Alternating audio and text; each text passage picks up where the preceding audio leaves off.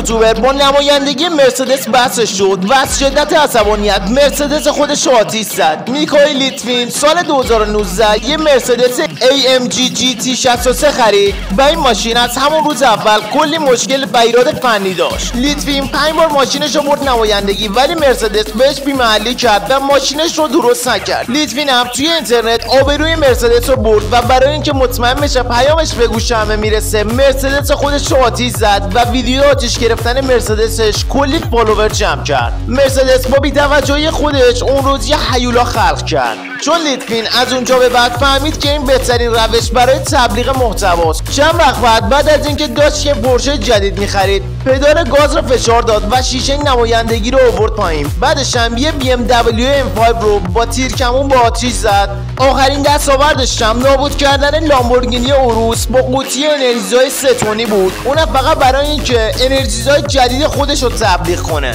به نظرتون لیتوین راه درستی رو پیش گرفته؟ حتما تو کامنت ها بهم بگید و یادتون نره کانال رو سابسکرایب کنید.